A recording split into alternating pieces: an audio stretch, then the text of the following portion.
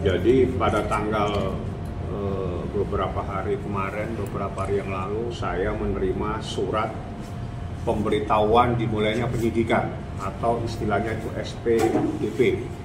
Surat tersebut ditujukan kepada Kepala Kejaksaan Tinggi DKI Jakarta yang atas nama Kapolda Metro Jaya Dircyber, di mana di dalam surat tersebut diberitahukan adanya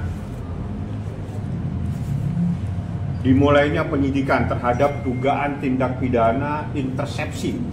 Intersepsi itu artinya melakukan penyadapan tanpa izin dan atau dengan cara apapun mengubah, menambah, mengurangi, melakukan transmisi, merusak, menghilangkan, memindahkan, menyembunyikan suatu informasi elektronik dan atau dokumen elektronik milik orang lain atau milik publik sebagaimana dimaksud dalam pasal 47 junto pasal 31 dan atau pasal 48 junto pasal 32 Undang-Undang Nomor 11 Tahun 2008 sebagaimana diubah terakhir dengan Undang-Undang 1 Tahun 2024, di mana pelapornya adalah saya sendiri. SPDP ini terkait dengan adanya rekaman dalam kasus yang saat ini bergulir di Pengadilan Negeri Jakarta Selatan dengan terdakwa Nikita Mirzani. Jadi rekaman tersebut dilakukan oleh oknum yang merekam percakapan Ismail Marzuki. Ya, dan itu kami laporkan dan alhamdulillah sudah dilakukan proses penyidikan.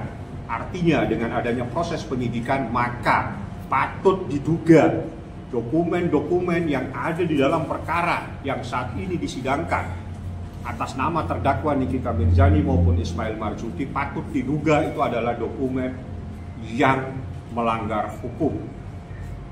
Sehingga saya akan meminta semua bukti-bukti tersebut untuk dinyatakan tidak berlaku dan untuk dinyatakan tidak mempunyai kekuatan untuk proses pembuktian. Jadi sebagaimana di dalam pasal yang saya laporkan, yaitu pasal 47 ayat junto pasal 31 di dalam Undang-Undang Nomor 1 Tahun 2024, dalam undang-undang perubahannya, setiap orang yang memenuhi unsur sebagaimana dimaksud dalam pasal 31 ayat 1 atau ayat 2 dipidana dengan pidana penjara paling lama 10 tahun dan atau denda paling banyak 800 juta. Pasal 31-nya itu pasal 47 ya. Pasal 31 itu setiap orang. Ini Undang-Undang ITE pasal 31 menyatakan setiap orang dengan sengaja tanpa hak atau melawan hukum melakukan intersepsi atau penyadapan atas informasi elektronik dan atau dokumen elektronik dalam suatu komputer dan atau sistem elektronik tertentu milik orang lain.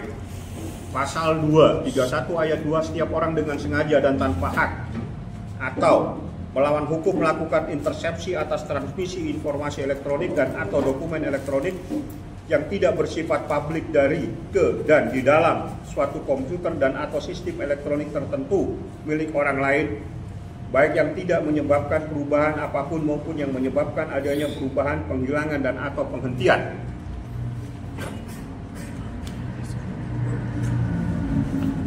Informasi elektronik dan atau dokumen elektronik yang sedang ditransmisikan, kecuali intersepsi sebagaimana dimaksud pada ayat 1 dan ayat 2. Ini yang paling penting. Intersepsi yang dilakukan dalam rangka penegakan hukum atas permintaan kepolisian, kejaksaan, dan atau institusi penegak hukum lainnya yang ditetapkan berdasarkan undang-undang. Artinya yang boleh melakukan intersepsi, yang boleh melakukan penyadapan itu adalah dalam rangka penegakan hukum atas permintaan kepolisian dan atau kejaksaan. Siapapun yang melakukan tanpa atas permintaan kepolisian dan kejaksaan, maka itu adalah patut diduga merupakan perbuatan pidana.